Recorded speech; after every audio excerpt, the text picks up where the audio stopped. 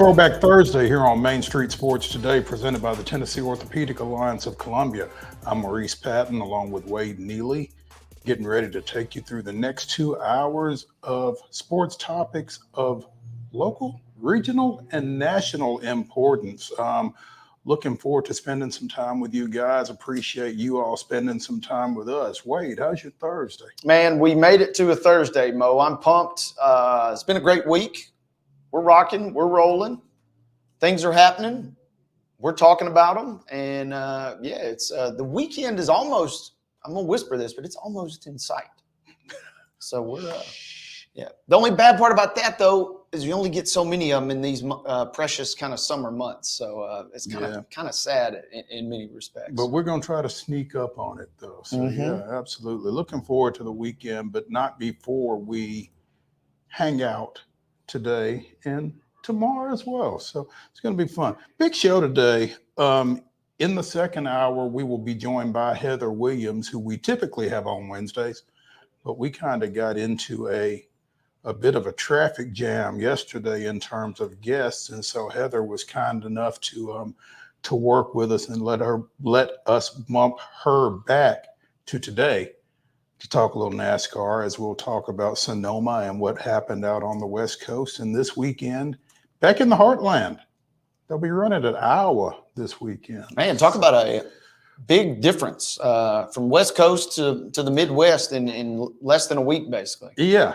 So we will catch up with her on that. We will be speaking in the next segment with Ron Lambert. I want to say newly named Overton coach, but I guess it's been about a month or so ago since he's been named to replace Arcente Broom as the new coach of the Bobcats in Metro Nashville. So we'll be catching up with the former Tennessee State defensive coordinator, among other things in his background, here in the next segment on Coach's Corner. Also, it is Throwback Thursday. We're not throwing it very far back, but, anytime we get the opportunity to get Ryan McGee on, we like to take full advantage of that. He was with us on Monday talking about Omaha and, with as people refer to it now, the Men's College World Series starting Friday out in Omaha. We're going to play back our conversation with him from Monday. So that will be at the top of hour number 2. We'll also be talking a little Braves, a little Major League Baseball, because that's what we do. And the grab bag will have a heavy college baseball flavor, but there's plenty of other stuff going on as well. So yeah, looking forward to this show again. Looking forward to visiting with Coach Lambert and seeing what his thoughts are about his new assignment. He's been around Metro and Nashville high school football, and again, he's had some assignments at the collegiate level as well. So again, excited to have the opportunity to talk to him and see what he has seen in his most recent head coaching role to this point at Overton. So, and as everybody knows, as you well know, Mo, football season is right around the corner officially, but for a lot of these teams, they've already gotten underway in regards to, passing camps and summer workouts and things of that nature. So, yeah, it'd be great to catch up with Coach Lambert, kind of see how things are going at his new stop and kind of just continue our train as we roll right along here. Yeah, the off season seems to get shorter and shorter every year, and this is one of the indications thereof, I guess. So comes with the territory, big boy. Yeah. And no doubt. That said, let's go ahead and swing into Throwback Thursday with yesterday's results and today's schedule on the rundown. This is the rundown. Got some scores for you guys to kick off the Thursday edition of the Rundown. Major League Baseball action last night. The Giants defeat the Astros 5-3 was your final score there.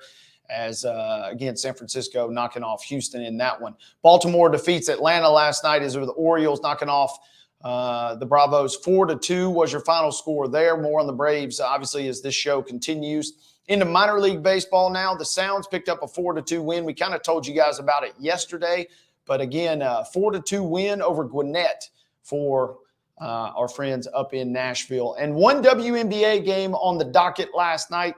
It was Connecticut defeating Chicago. 83-75 was your final score in that lone WNBA game last night, as that pretty light scoreboard, Mo, but that caps our scoreboard from Wednesday night. And today's action already in progress. The Braves, hey, the Braves are up 4-0 at Baltimore through 7. Can they hang on? Stay tuned. The Sounds continue their series at Gwinnett. That's a 6:05 first pitch Nashville time in that one, as those two teams have split the opening two games in that series. WNBA action tonight. 6 o'clock on ESPN is the Seattle Storm at the Dallas Wings. Also at 6 on ESPN3, it's the Atlanta Dream at the Indiana Fever. And at 9, you can see it on Amazon, the Las Vegas Aces are at the Phoenix Mercury. So that is your WNBA schedule for the night, and that is your rundown.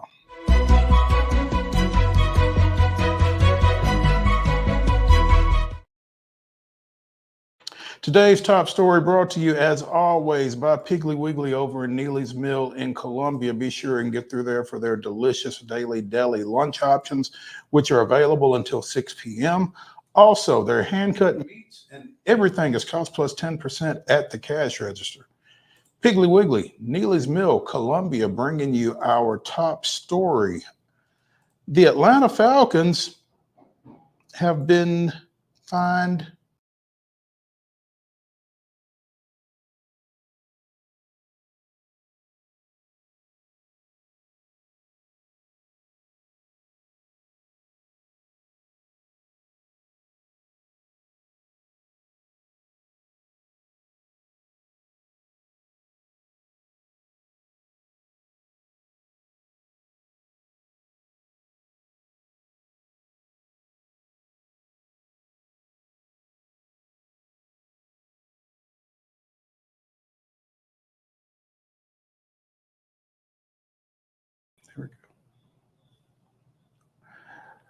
My bad. Sorry about that. We're back. The Falcons have been fined $250,000 and lost a 5th-round draft pick as a result of having been found to have tampered with Kirk Cousins and 2 other free agents, wide receiver Darnell Mooney and tight end Charlie Warner. Improper contact, again, forfeiting their 2025 5th-round draft pick and a $250,000 fine. General Manager Terry Fontenot has also been fined $50,000 for this transgression. So, we talked a couple of weeks ago wondering just how significant the penalties for this would be. I mean, would it go as far as actually the contract with Cousins being invalidated or what? Well, apparently, at least the Falcons know it's just money. Yeah, a little money, a little draft capital. Capital certainly seems like it could have been a lot worse. And it's kind of funny, we've all joked about, the legal tampering. They took a little extra step, Mo. They went for the full-blown tampering. Apparently, yeah. So they get the wrist slap. They weren't the only team that potentially was facing some ramifications, but the Falcons, and it seems like this kind of, I'm curious how all this works, right? At what point does it become too much or quote unquote illegal? Because it looks like they began investigating, just literally days after the signing of Cousins. And as we watch the NFL free agent window open and progress, we've seen signings that seem to have taken place awfully quickly. Yeah. And it's like, how could they get all that figured out in that period of time? So I don't know what it was that the Falcons specifically did that was a bridge too far relative to other situations that have looked interesting. But while the NFL's tampering policy Here we go. permits clubs to engage with and negotiate all aspects of an NFL player contract with the certified agent of any prospective unrestricted free agent during the two-day negotiating period, any direct contact between the player and an employee or representative of the club is prohibited.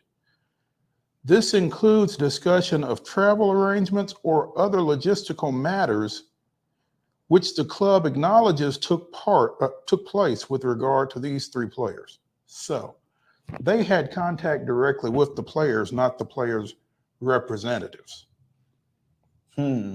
So there you go. And kind of you mentioned the logistics kind of going into it too. Hey, well, we'd love to have you down to, come see what we got going on here in Atlanta, maybe that type of situation. The other side of this coin, as we kind of touched on, was that the Eagles get cleared of all their potential wrongdoing from when they were involved with their signing of Saquon. So I'm like you. I'm like, where does that check from, okay, to, yeah, this is officially tampering? And maybe it stems from the fact that it was not one but three players. Maybe that had something to do with it, kind of a habitual line crossing type situation potentially for the Falcons there. All right, we'll let you get away with one of these guys, but when you start throwing 2 and 3 players in the mix, then we got to ding you a little bit. I don't know how that played out. Yeah. We are pleased this review is complete. We cooperated fully with the league in its review and appreciate the NFL's thoroughness. As we do with every process, we will review how we operate and look for ways to improve. So say the Falcons. So. Cousins signed a 4-year, $180 million deal with Atlanta, only to watch him draft Michael Penix. That's another story for another day. But the Pro Bowl quarterback was widely considered one of the top players available, but he did not visit any other teams prior to signing with the Falcons. Maybe he found what he was looking for in Atlanta. So, and a lesser commentator, show host could point out, maybe the Falcons, given what we saw with Penix, maybe they don't need draft picks. If that's what we're going to get from them, it was kind of a head scratcher. Maybe that's their strategy. If we're going to get made fun of for what we did with our pick, we're cool forfeiting one. We'll just tamper all day long, right? Hey, come get us. We'll tamper. We can keep this up with the best of them. We're going to do this again next year. Yeah, get ready. So, just go ahead and set up camp here in Atlanta to investigate us again in 2025. So speaking of the NFL, it was announced, I guess it was yesterday after we got off the air, actually, that Jim Wyatt of Titans Online, actually it was a couple of days ago, that he wrote that the Titans and Seattle will have joint training camp sessions out at Ascension St. Thomas Sports Park in mid-August, specifically August 14th and 15th. That's a Wednesday and Thursday prior to their preseason game at Nissan Stadium on August 17th. Now, what's significant about this is former Buffalo Bills linebacker and Centennial High School graduate Tyrell Dodson signed a free agent deal with the Seahawks this past offseason. So a little coming home situation. Much similar to Shaq Mason a couple of years ago when the Patriots took part in some joint training camp practices here at STSP back in 2019. So I'm sure that there will be some CCCHS going on out at Ascension St. Thomas Sports Park in mid-August. The other thing that I always like when these joint practices going on, there's always a fight. No matter what happens, and the Seahawks especially, they got Mike McDonald as their new coach, defensive guy, kind of a fiery individual. I feel like some fireworks will happen. And by the time these guys get on the field to face one another, they'll be ready to see somebody else. Exactly. Yeah. So those are always good. Those clips come out, it seems like, every time there's a joint practice. Yeah. You know, who do you think it'll be? Seattle's defense and the Titans offense? Seattle's offense and the Titans defense? Who you? You know, that would be great, actually. I mean, so much talk about the Titans and the offense and the offensive line kind of maybe trying to reestablish itself as one of the better units this year versus the defense under a defensive-minded new head coach. Yeah, I mean, that would maybe play in nicely in terms of storylines, I think, if there were to be a little Donnybrook type situation, right? Skirmish. Yeah. Okay. The Titans previously hosted practices against the Colts, Dolphins, Falcons, Rams, Cardinals, Panthers, the Bucks in 2018. Again, the Patriots were here in 2019, and both the Buccaneers and the Cardinals were here 2 years ago. So this will be the first, obviously, joint training camp practices under new Titans coach Brian Callahan. So look forward to that. Let's go ahead and take a break from the Lee Company studios here on West 7th Street on Main Street Sports Today, presented by the Tennessee Orthopedic Alliance of Columbia. When we come back to the Lee Company studios, we will be joined by Overton football coach Ron Lambert. So stay tuned on the other side of this break.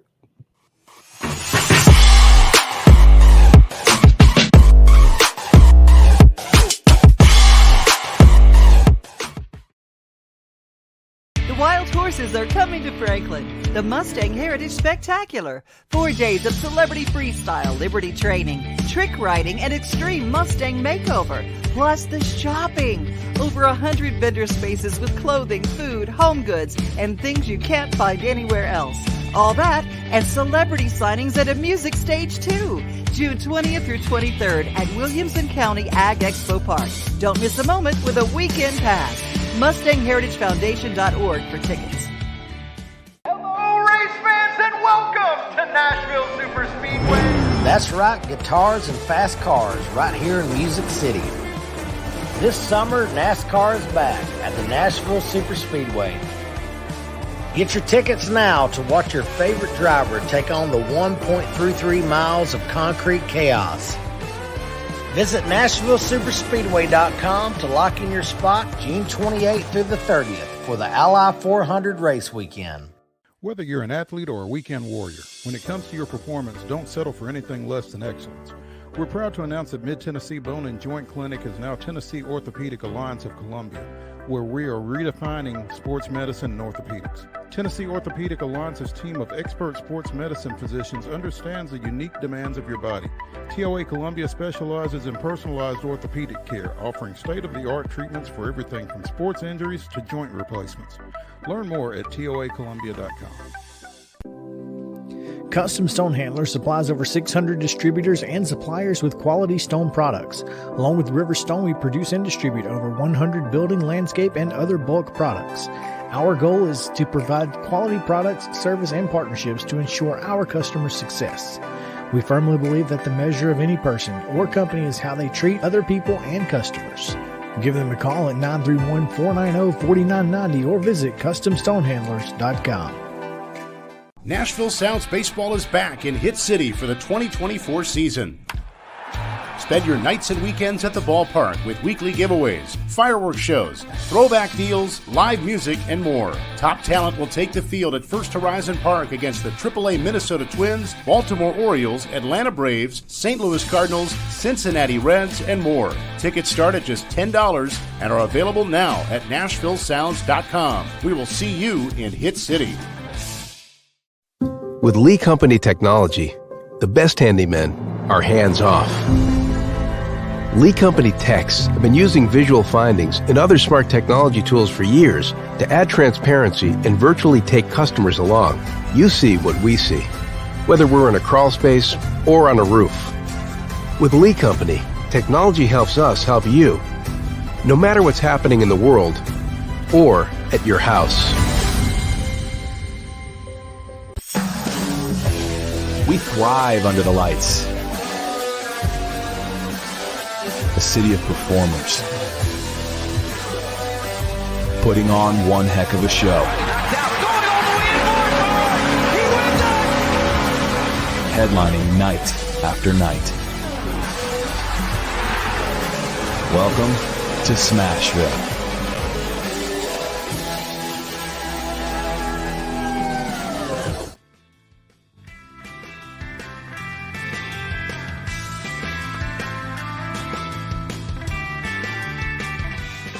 Hey, welcome back to Throwback Thursday here on Main Street Sports Today, presented by the Tennessee Orthopedic Alliance of Columbia. That's Wade Neely. I'm Maurice Patton, and it's time for Coach's Corner, where we are joined by, I keep saying new, but actually you've been at it for a minute now, Coach Ron Lambert of the Overton Bobcats, named in early April to replace Arsente Broom.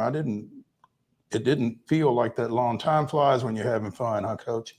It does. It does. I'm entering my 31st season as a football coach, so I guess I'm an old head, many would call it. But I'm excited. You know, we're looking forward to the season, so just working hard right now.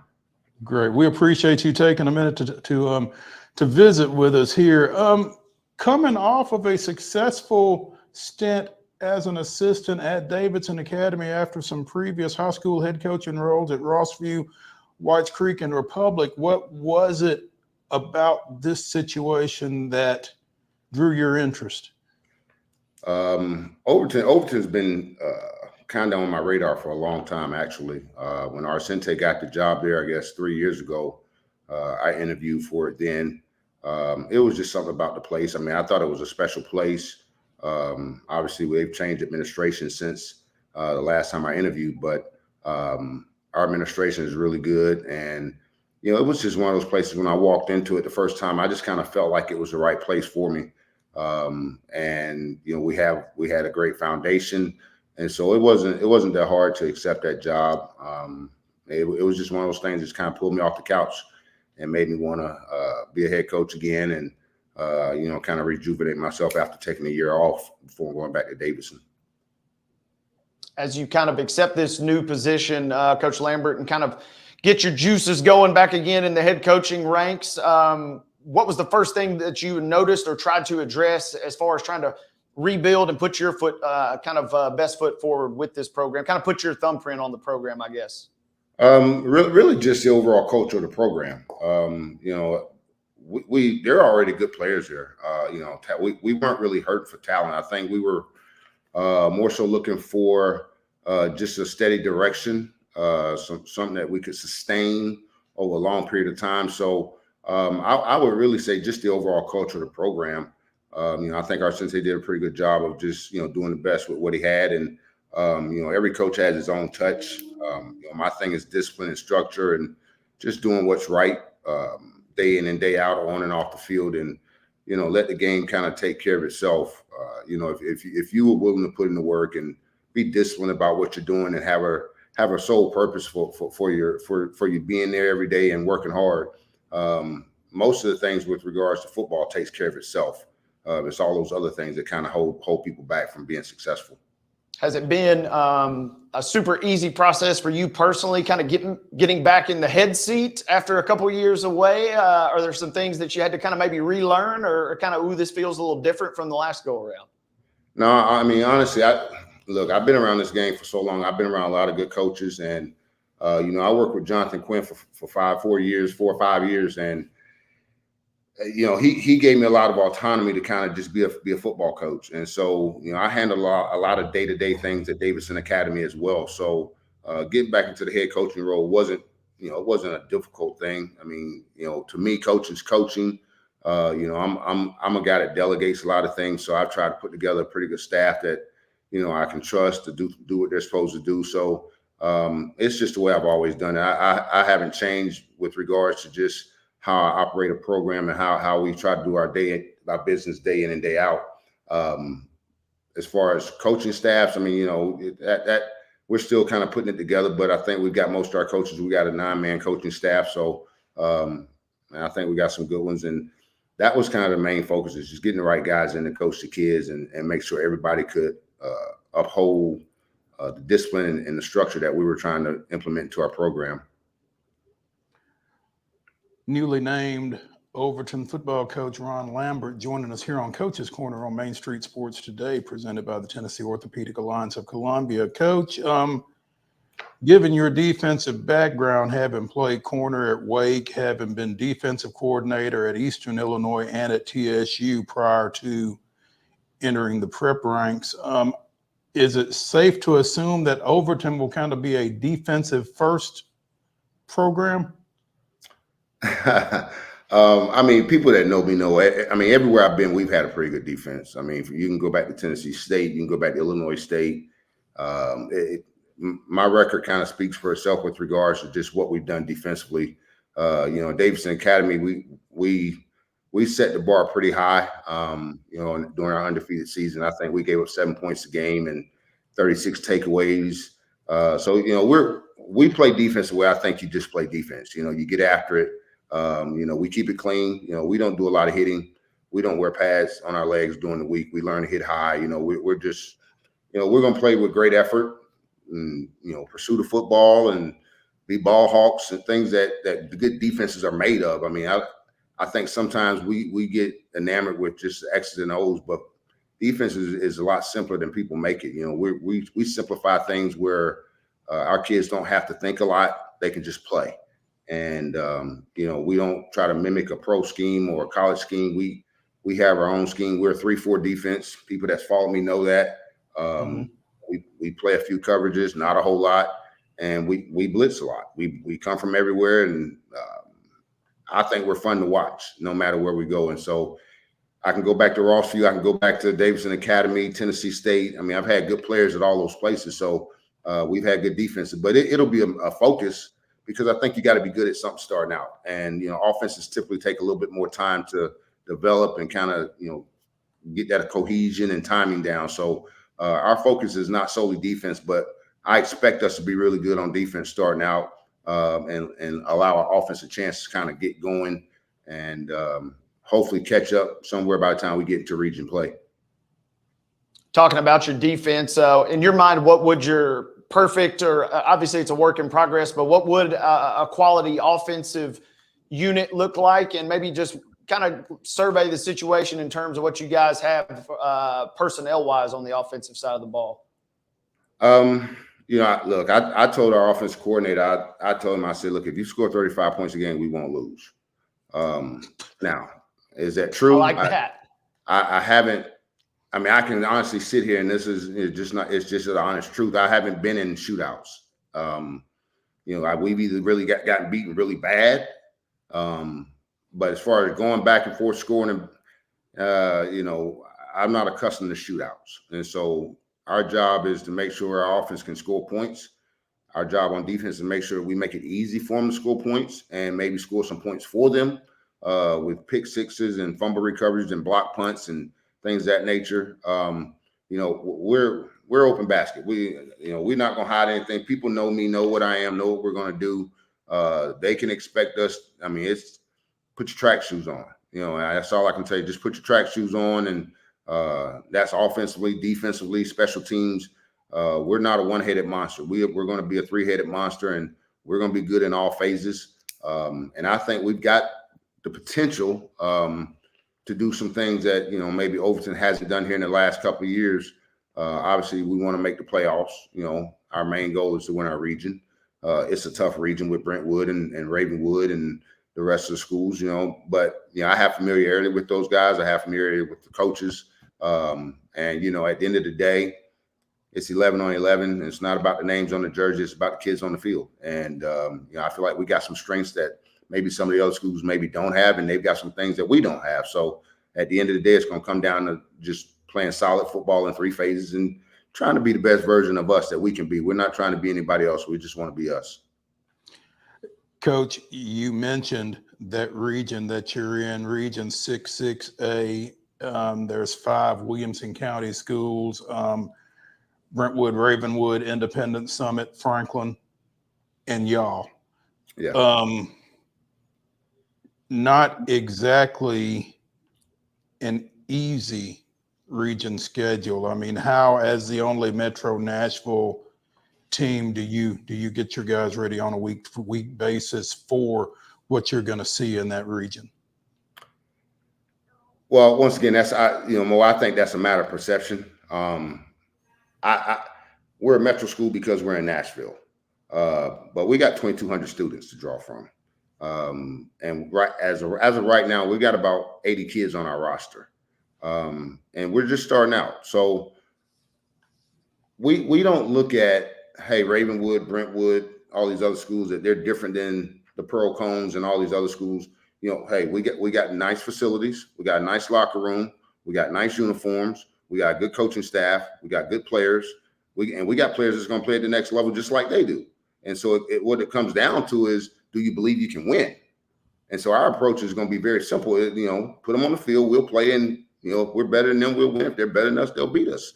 But backing down and looking at us, I would say don't look at us as a metro school, because we don't have a metro school pedigree with the kids I'm building and our staff is putting together, and the way we're going about our business. We're approaching it as, hey, who are our region games? That's our focus is our region games, not when we play Hillsborough, when we play East, or when we play Stratford or McGavick. Those teams aren't our focus. Those are just some good teams that we're going to play along the way to our region games. And for us, those are great tune-ups for what we're going to see one way or another, whether we're good enough to just beat them, or they teach us something about ourselves. We go to play Brentwood and Ravenwood. Number one, there's not going to be any fear. I don't take teams onto the field that fear other people on the other side. I can go back to Rossview and, is it a reminder? Hey, we went to Brentwood and beat Brentwood on their homecoming, and I had a much less talented team, if I'm being perfectly honest, than I have right now. So as far as just seeing those guys is different because we're metro. People can say what they want to say. We're a high school. Now, if you want to say we're a metro high school and classify us with everybody else, that's for other people to do. As far as who we are who we are. And like I said, put your track shoes on. You want to see a show? We're gonna put a show on every Friday night. That's our job. That's our goal. And our kids are gonna be focused. And they've been focused all summer up to this point, and we've been getting after it every day. And we go 3 hours a day. We go rain or shine. We're getting it in, and we expect to be successful. And so where we end up, we're going to play the games and we're going to see. But I just don't look at us as a regular metro school. We're just so much bigger with numbers than everybody else.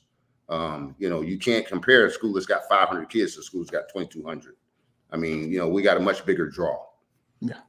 You mentioned this pre-region schedule, I guess, for lack of a better word. You open against Father Ryan, then you go to Hillsborough and East Nashville back-to-back, and then you host McGavick before you get into 6A play with Ravenwood coming to your place. And as you said, those are games that are going to get you ready for your region schedule.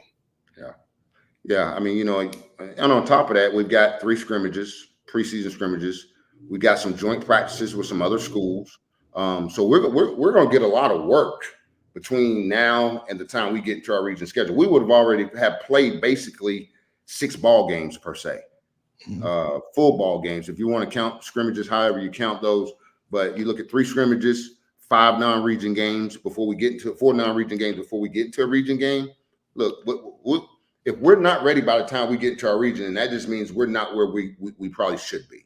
And we're not, either we've hit an injury bug, or we haven't played to our potential, or either we've just kind of, for whatever reason, just haven't been able to put it all together. But we won't make any excuses by the time we get to our region schedule. Just as, look, Ravenwood will be ready for us. Brentwood will be ready for it. None of these schools are going to be looking at us as if, hey, this is just a regular metro school. I assure you, I know their coaches. They know me. It's not going to happen. It's just those guys are too good of coaches to allow their teams to come in there and look at us just like a metro school. So I expect to take their best shot, and they have to be prepared to take ours. As you work with this Overton team to this point, who specifically has kind of jumped out at you? Who are some guys that you feel like are going to be particular mainstays for you over the course of this season on either side of the ball? Man, I tell you what, we got some kids. Nick Harris probably sticks out the most. He's a tight end and outside linebacker, 6'3", 225. And probably the next kid that sticks out in my mind, just every day kind of grinding, getting it done, is Caleb Johnson. Those are two guys. Caleb's a senior as well, receiver, defensive back. But, man, there's been a lot of kids. I mean, Casey Langley, our offensive lineman, Keontae Lewis, another offensive lineman, Braden True, running back.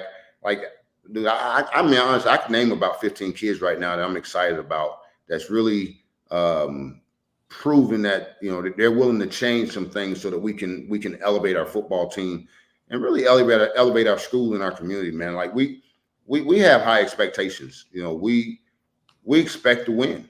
I mean, that's what we talk about it every day. We don't just show up and practice and go home. We talk about these things. We talk about life lessons. We talk about, keep the main thing the main thing. Like don't overlook what you shouldn't be overlooking. Be in the now. Stay here. Let's get it done right now. Let's have a purpose for what we're doing. And tomorrow when we show up, let's understand our purpose for that day. And so, with those kids, Caleb and Nick, Kaysen, and I can name probably 10 other kids, like I said, that's just been stellar. I mean, one of our quarterback candidates, Nate Boyd. I mean, Nate's been just awesome. I mean, man, we're talking about a kid that gets up at 4:00 in the morning, that goes to work with his dad from 4 to 8, and then comes to work out from 9 to 2. And he hasn't missed a day or a rep. Like these are the type of kids we have in our program. And those are the type of kids you win with. That's what you win with. You don't win, like I said, you don't win with talent all the time. But you win with guys that understand when it's in the fourth quarter that they're not going to quit. They're going to give the team their best shot. And if you get 11 guys at a time doing that on the field and operating as one, you're capable of beating anybody. And that's how I feel about our football team. That's how I feel about our kids. And they're all working that hard. I mean, we send out a newsletter every week, and we talk about a kid every week, and we've had different kids every week, just highlighting different kids and what they mean to the program and what it means to us to have them in the program. And what I'm most excited about is we got 27 freshmen. So we got a lot to build on, and we got some freshmen that's going to play varsity. So we're talented. Let's just put it that way. And wherever we start this year, we're just going to keep elevating. We're not going to make that. We're not going to retract. We're going to keep going forward, and we're going to keep it going up. And I think in years to come, we'll be more than just a metro school to some people.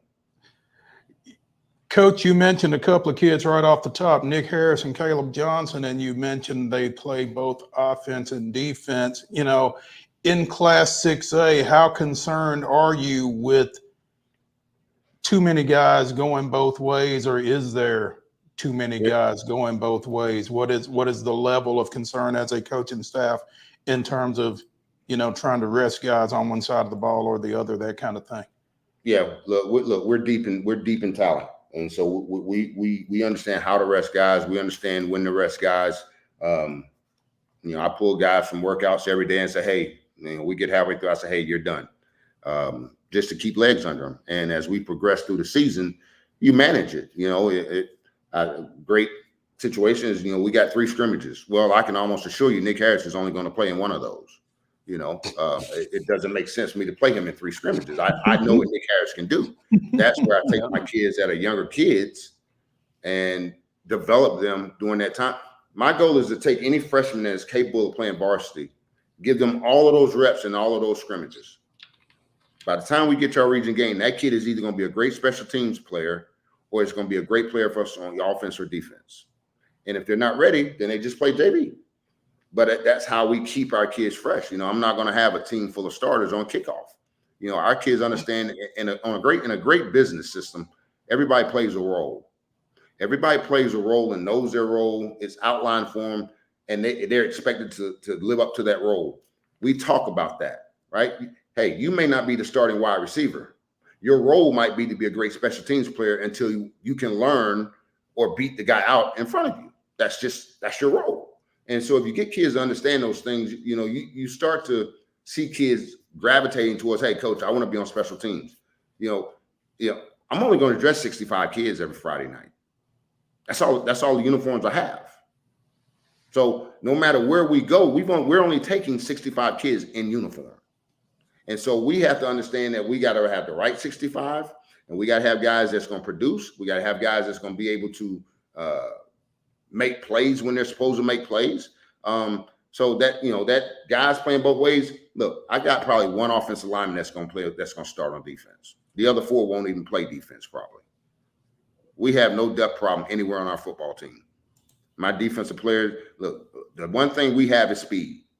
And I'll take that speed all day long because we got a little bit of size with that speed. And so I would say we probably have 3. We have 3 kids that could potentially play 80% of the game on both sides of the ball. The others, I mean, they're just offense or defense. And, offensively, we do so many different things. We can go a whole series and not use Nick at tight end if we have to. So we understand this as a staff. So those are the things we talk about. Those are the ways we're going to try to manage it throughout the season. By importance of games, we want to win all our games, but some games are just less important. And if I got a kid that's got a hip injury and, he's like, Coach, I can play, and it's a non-region game, it's easy for me. He doesn't play, because win, lose, or draw, we don't lose anything by losing that ball game. But if that kid's not available for me when we go to Ravenwood or Brentwood and we lose that ball game, now we could potentially not make the playoffs and possibly not win the region. So it's just how you manage it. It's not, I think we make too much of it sometimes, kids going both ways. And the other thing is, are you conditioning them to go both ways? You can call any one of my players right now, and I'll tell you, I'll bet anything. They can tell you, hey, I can play 100 snaps right now. We run 104 sprints every day. Every day. Every day. 104. They're called speed racks. I'm sweating just thinking about that. Yeah, I don't think I'm playing for Coach Lambert. Yeah, you just ran me off, Coach. I'm sorry. Well, we break it down. We break it down into quarters. Each quarter has 26 racks. Well, in a high school football game, how many plays do you play in a quarter? About 25, right? Well, if I got a kid that's going both ways and he's used to running 25 plays full speed, and then he gets a break and he goes to the second quarter and he's got to run 25 again. Well, how is that different than a football game? Right. You condition their bodies, you condition their minds, you pay attention to the injuries, you pay attention to the ailments.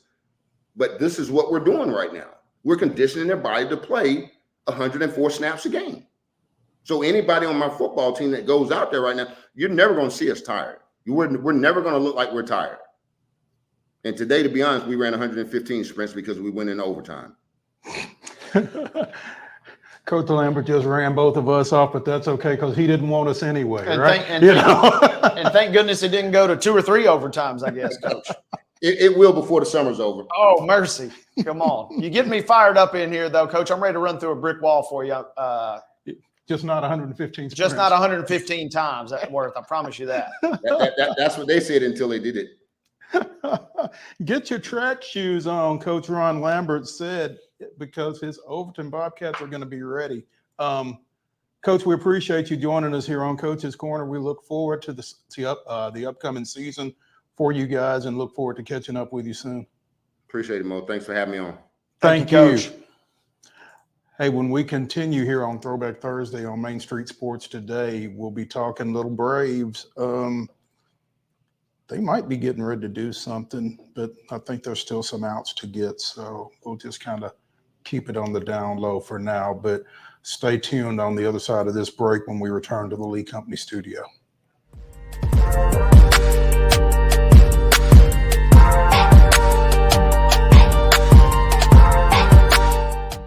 Nashville Sounds Baseball is back in Hit City for the 2024 season. Spend your nights and weekends at the ballpark with weekly giveaways, fireworks shows, throwback deals, live music, and more. Top talent will take the field at First Horizon Park against the AAA Minnesota Twins, Baltimore Orioles, Atlanta Braves, St. Louis Cardinals, Cincinnati Reds, and more. Tickets start at just $10 and are available now at NashvilleSounds.com. We will see you in Hit City. Whether you're an athlete or a weekend warrior, when it comes to your performance, don't settle for anything less than excellence.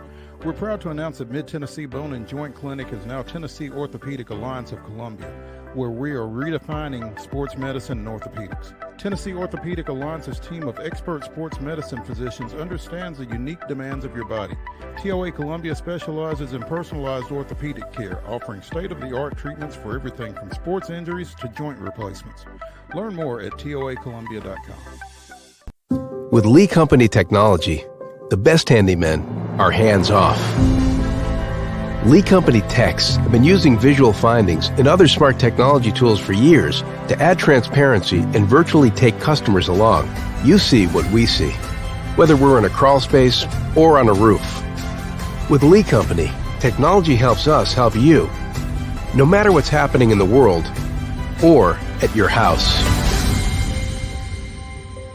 Jones & Lang Sporting Goods here in Columbia has been outfitting teams, officials, and anybody else from T-ball to college for 50-plus years. Be sure and check them out at 931-388-8060 or online at jonesandlang.com. Jones & Lang Sporting Goods, the look of a winner. Zion Christian Academy, zioneagles.org or 931-388-5731. You can schedule your appointment. Go tour their campus. It is beautiful over there, and you're definitely going to want to see it. Again, it's zioneagles.org. Give them a call, 931-388-5731, and schedule your tour today. Custom Stone Handler supplies over 600 distributors and suppliers with quality stone products. Along with River Stone, we produce and distribute over 100 building, landscape, and other bulk products. Our goal is to provide quality products, service, and partnerships to ensure our customers' success. We firmly believe that the measure of any person or company is how they treat other people and customers. Give them a call at 931-490-4990 or visit CustomStonehandlers.com.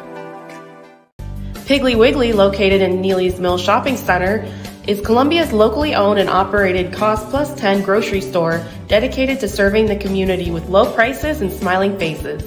Piggly Wiggly offers fresh, hand-cut meats daily as well as daily hot plate lunches from their deli counter. You're certain to see smiling faces and a helping hand when you're here at Piggly Wiggly. Come by and check out our fresh produce, high-quality meats, and more. Down home, down the street, we'll see you at the Pig.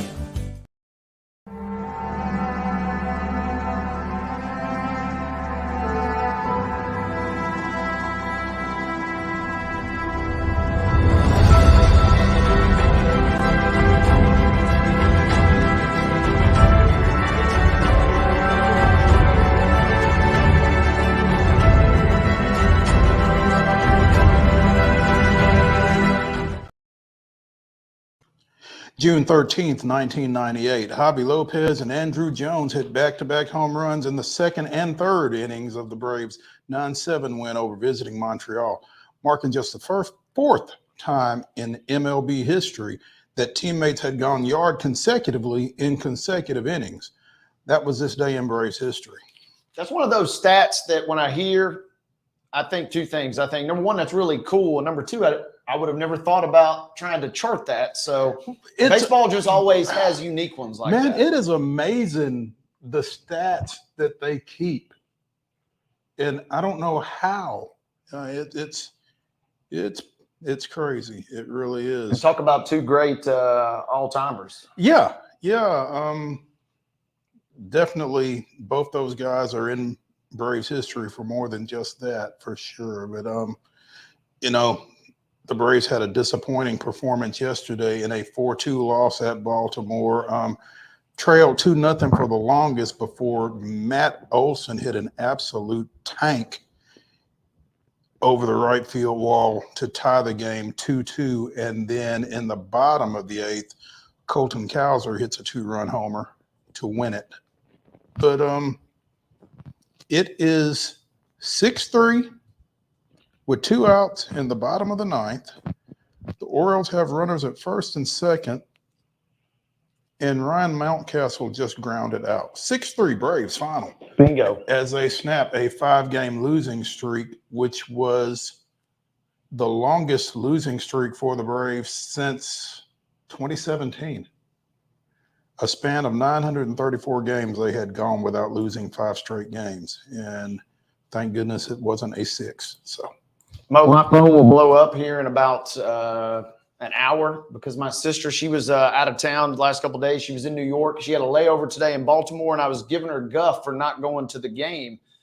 but she pulled it up, was sitting waiting on her flight, watching it at the airport. She's a huge Braves fan. And There you go. some way, shape, form, or fashion, she'll take credit for this. By not going? By either not going or, just kind of being a good luck charm, as it were. But that is a good win. And anytime you just get a win to bounce back, you just feel a little better. And it's a good win because that is a good Baltimore team. Yes. Man. Yeah, you mentioned Cowser. I mean, he's one of the hot rookies in all of baseball, AL or NL. And they, after obviously last night, he got maybe the better end of the deal, but today he finishes 0 for 4. So taking care of a good Baltimore team on the road, beautiful bounce back. Nice Getaway day win before they come home and open a series against Tampa Bay starting tomorrow night. So, they got a few hits.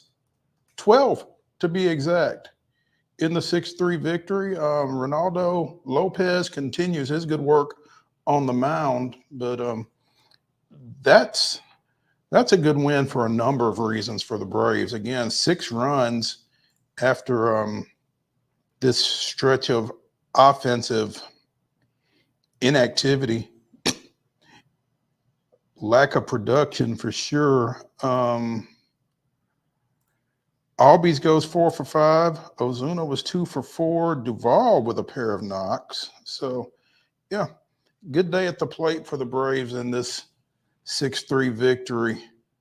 Your Astros get an off day today after falling at San Francisco 5-3, dropping 2 of 3 in that series, right? I think that's correct, tough one yesterday. I thought loosely kept up with it, and then I got the final score, and even worse, I misread the final score. I thought they won for a moment, but San Francisco got on them early, and they were up 5-1 at the end of 4. Houston made a little bit of a comeback, but not a good one there versus the Giants on the road, which similar records. The Giants probably maybe in their mind haven't lived up to their expectations, so that was kind of a classic series, maybe who wants it more, and all close games, 4-3, 3-1, and 5-3. And San Francisco takes games 1 and 3 in that series.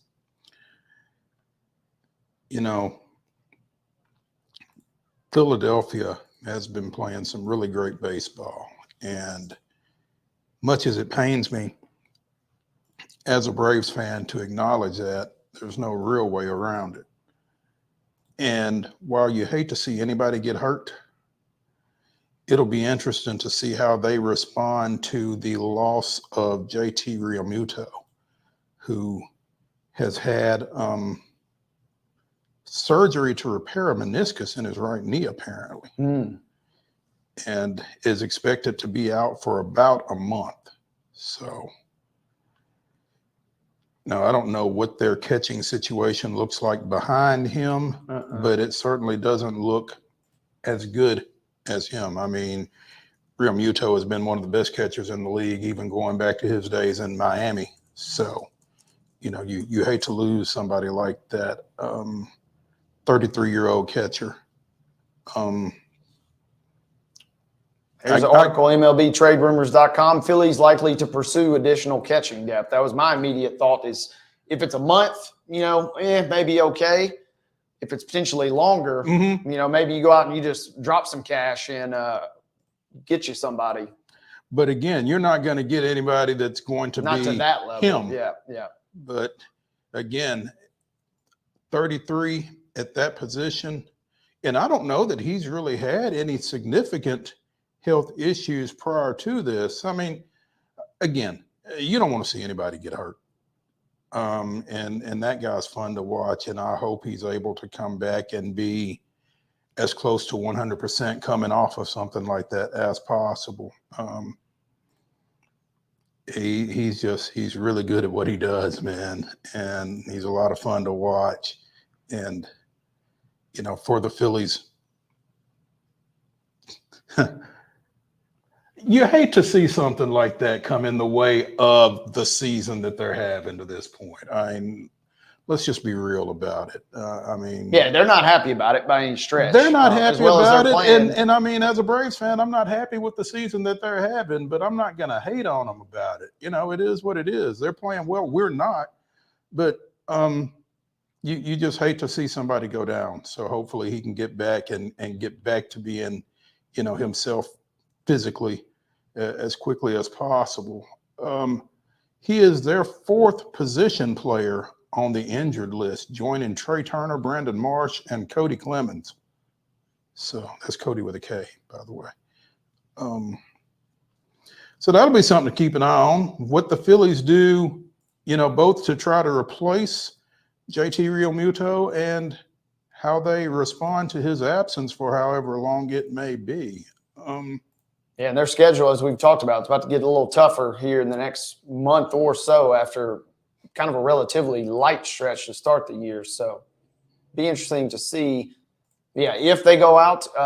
That's the thing on the article, go out and pursue depth. Does that mean just get somebody to kind of add to a rotation type situation, or, if this goes on or is lingering, are you talking about trying to go out and maybe swing for a big trade to get somebody of real significance? Right. The Sounds picked up a victory down at Gwinnett yesterday, scored 3 runs in the 8th to win 4-2. Wes Clark, with his 2nd home run in as many days, put the Sounds up in that one. So they will go again today at 6:05 our time against the Stripers, 1P. And then they come home next week. They open a series Tuesday against the Durham Bulls. It's Durham's only trip to Nashville this year. And apparently during the series, the Sounds will wear several specialty jerseys, including the historic Elite Giants uniforms honoring Nashville's Negro League team. That will be on Wednesday, a 6:35 start, as part of the Sounds Juneteenth commemoration. They will also have a Henry Kimbrough bobblehead giveaway on Wednesday night. That's pretty cool. Might have to try to get down there for that. In that game, the Durham Bulls will become the Durham Black Sox, honoring that city's Negro League team as well. And Elite Giants merchandise will be available in the Sounds Pro Shop on Wednesday the 19th. So we will talk more about this tomorrow with Jeff Hem in the 2nd hour of the show, because we will have Ben McKee at 2:20 tomorrow, live from Omaha. Big time. Getting ready for the national #1 seed University of Tennessee Volunteers taking on Florida State in their opening game of the College World Series. So tomorrow's show should be fun. And the rest of today's show will be fun too, because when we come back from this break here on Main Street Sports Today, it is Throwback Thursday, and we'll be throwing it back to our conversation from earlier in the week with Ryan McGee of ESPN. So come back to the Lee Company studio with us after this break, and we'll get you ready for that conversation with Ryan. Stay tuned.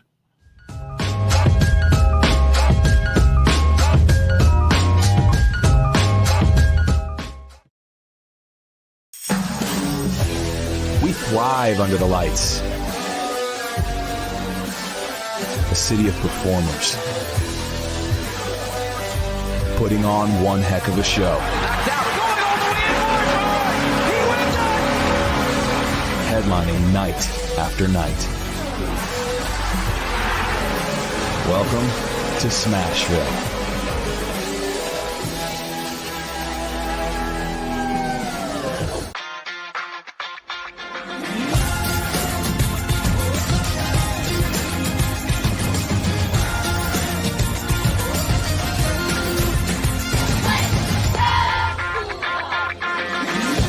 Whether you're an athlete or a weekend warrior, when it comes to your performance, don't settle for anything less than excellence. We're proud to announce that Mid-Tennessee Bone and Joint Clinic is now Tennessee Orthopedic Alliance of Columbia, where we are redefining sports medicine and orthopedics. Tennessee Orthopedic Alliance's team of expert sports medicine physicians understands the unique demands of your body. TOA Columbia specializes in personalized orthopedic care, offering state-of-the-art treatments for everything from sports injuries to joint replacements. Learn more at toacolumbia.com. With Lee Company technology, the best handymen are hands-off. Lee Company techs have been using visual findings and other smart technology tools for years to add transparency and virtually take customers along. You see what we see, whether we're in a crawl space or on a roof. With Lee Company, technology helps us help you, no matter what's happening in the world or at your house. Jones & Lang Sporting Goods here in Columbia has been outfitting teams, officials, and anybody else from T-ball to college for 50-plus years. Be sure and check them out at 931-388-8060 or online at jonesandlang.com. Jones & Lang Sporting Goods, the look of a winner. Zion Christian Academy, zioneagles.org or 931-388-5731. You can schedule your appointment. Go tour their campus. It is beautiful over there, and you're definitely going to want to see it. Again, it's zioneagles.org. Give them a call, 931-388-5731, and schedule your tour today. Piggly Wiggly, located in Neely's Mill Shopping Center, is Columbia's locally owned and operated Cost Plus 10 grocery store dedicated to serving the community with low prices and smiling faces. Piggly Wiggly offers fresh, hand-cut meats daily as well as daily hot plate lunches from their deli counter. You're certain to see smiling faces and a helping hand when you're here at Piggly Wiggly. Come by and check out our fresh produce, high-quality meats, and more. Down home, down the street, we'll see you at the Pig. Nashville Sounds Baseball is back in Hit City for the 2024 season. Spend your nights and weekends at the ballpark with weekly giveaways, fireworks shows, throwback deals, live music, and more. Top talent will take the field at First Horizon Park against the AAA Minnesota Twins, Baltimore Orioles, Atlanta Braves, St. Louis Cardinals, Cincinnati Reds, and more. Tickets start at just $10 and are available now at NashvilleSounds.com. We will see you in Hit City.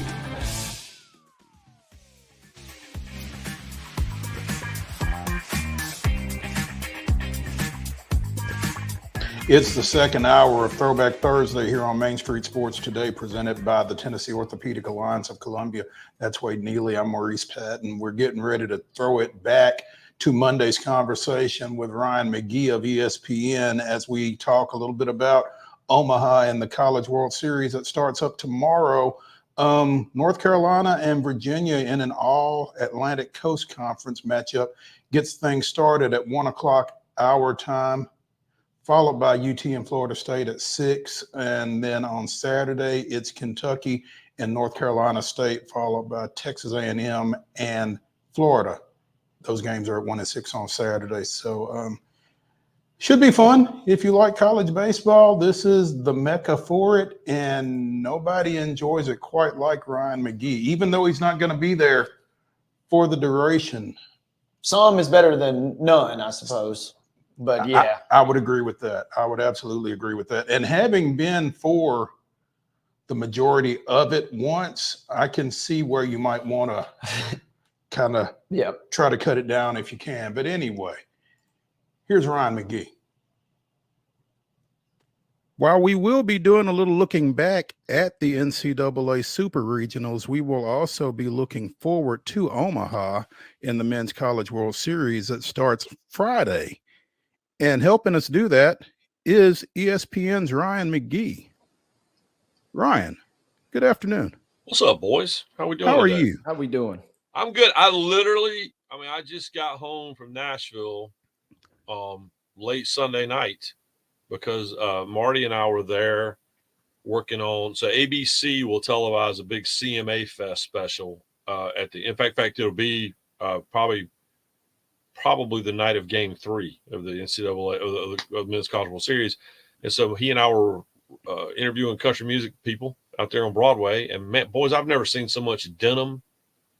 And actually, I tell you back, I've never seen such a lack of denim in my life. But it's crazy how much that city has changed. We had a great time and interviewed a lot of country music stars. And of course, they all know Marty. They don't know me. But we had a great time. Such a lack of denim where denim is supposed to be. Yeah, there's a lot, and there's so much denim. it's just there's never a whole lot of it at one place. So yeah, but we had a great time, and it's my hotel room literally from 10 o'clock in the morning until midnight was where the woo, the buses going by.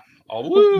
When did you get into town? Because we could have had you on Friday. We were live from First Horizon Park Friday afternoon. Oh, well, I really wanted to go there, as a matter of fact, but we were stuck. We were they put us in a room at the convention center, and then we waited on. It was like, you know what? It was exactly the drill that we run when we do our talking season specials at SEC Media Day. We set up in a room, and they brought them in, and it was great. We had a great time. We talked to some huge stars. We talked to some new stars, and then we would go over to Nissan and interview people there too. So it was great. But yeah, I was locked in. So I wanted to get to the ballpark so bad, but I was. You had that itch going. I even had I had my hat on. I wear that I wear my Sounds hat all the time, the 3-star home plate, and I had it on all weekend. Crossover star Ryan McGee joining us here on Main Street Sports today. When do you leave for Omaha? I'm assuming you're going. I am going. All right. So I don't ever go for the whole thing anymore. I used to go for 2 weeks, and now I pick either first half or second half. And now I go in second half. So I'll go in when there's 4 teams left, and I'll stay through the end. The reason is because I finally convinced I love being there at the beginning. I think opening weekend at the College World Series is the most fun place on earth. It's just the vibe, the opening ceremony is on Thursday night. I love the fact that they went back to starting on Friday. But being there when all 8 teams are there and everybody's in a good mood, it's great. But in 2021, I convinced my bosses, instead of going at the end, let me go at the beginning. And that was the year that I literally got on an airplane and flew back to Charlotte. And by the time I landed, NC State had flunked all their COVID tests. And it was like the biggest story in sports. And I was sitting in Charlotte. And so that's when we were like, you know what? Maybe McGee should go at the end when it means more. Never. Not meaning more, Ryan. Yeah. It just means more. It just means more right now, doesn't it? I mean, the SEC's got, so it is the West Coast and the Northeast and the Midwest nightmare, right? Because we are going to have an all SEC versus all ACC College World Series. It's just a question of, who gets in. Is it NC State or is it going to be Georgia getting in today? So it's, but yeah, it is. If I'm being honest, there was a part of me just as a college baseball fan. Listen, for Marty and McGee, I'm all about it. And for a kid that grew up in the Carolinas, and all ACC versus ACC series is great. But there was a part of me that wanted either Oregon or Oregon State to get in, just because the Pac-12 literally ended last night when Oregon State lost to Kentucky. Which was a great game, and I'm really happy for the folks in Kentucky because they've committed so much to baseball. But when Oregon State lost, the Pac-12 ended. And the Pac-12, for folks that don't know, they won twice as many College World Series as any other conference. And so I thought it would be fitting to have some representative of the Pac-12 there, and for the Pac-12 to end on the field in Omaha, but instead it ended on the field in Lexington, Kentucky. And I saw your tweet last night. It was Pac-12 after dark. Oh yeah, when Oregon State poured one out. I didn't pour mine out. I poured mine into my mouth. But, there you go. Hey, Ryan, speaking of pouring them out, I got to ask you. The board is pretty much set, but do you have an early favorite for the Rocco's Jello shot contest? LSU's kind of set a high bar in a couple rodeos. So do you got any money down on who may be the favorite for that contest this year? You got to feel like it's a little wide open since LSU is not there. Right. There for the taking. And the Mississippi schools. I mean, Ole Miss set the tone, and then Mississippi State carried that on. And then, as y'all know, because you've been to Starkville and you've been to Oxford and you've been to Baton Rouge, those 3 towns lead the league in drinking anyway. So it wasn't a surprise. Now we'll see. But I say this though, and I say this as y'all, anybody that sees me on camera, I got my Tennessee stuff out. I'm a Tennessee grad. Tennessee's been a little embarrassing in this thing. Like, they're in Omaha every year, and granted they've had earlier exits they wanted, but they have not represented on that marker board. So my challenge to all of y'all out there in Orange who are planning your trips to Omaha, I don't care if they're there to dogpile at the end, or if they're, 2 and barbecue, y'all need to at least represent. and I can't do but so much because I'm working. So we need the Tennessee people to at least put a number on the board. But I mean, early favorites. It's I always it's going to have to be somebody that's there through the end. It's going to be somebody that we know has the ability to consume beverages. Florida's never really shown out in this thing. Even when they made it to the championship game last year, they finished like 5th or 6th, I think, in the Jello shot deal. So it's wide open. I mean, I've not called ESPN bet yet, but I'm going to call them and see if maybe they want to put some odds on some stuff. I guarantee you could get somebody to do it. Ryan McGee of ESPN joining us here on Main Street Sports today, presented by TOA of Columbia. Ryan, I got to ask you, you've talked about your UT motif, and we always like to kind of rate people's backgrounds when we get a chance to converse with them here. Who is 36?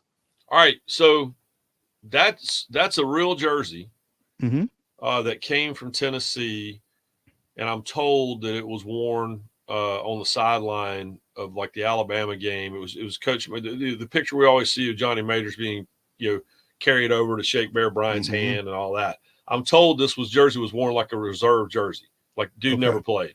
Yeah, but so there's a guy named Scott Reinhardt, and Scotty was the equipment manager. He was Bear Bryant's last student equipment manager at Alabama, and Scotty and I ended up working together at NASCAR of all places. And so when Scott was going through his boxes of stuff, he saw if I've got a home jersey and an away jersey, they used to do jersey exchanges. The equipment guys did. I tell you something about Scott. I always want to write this story.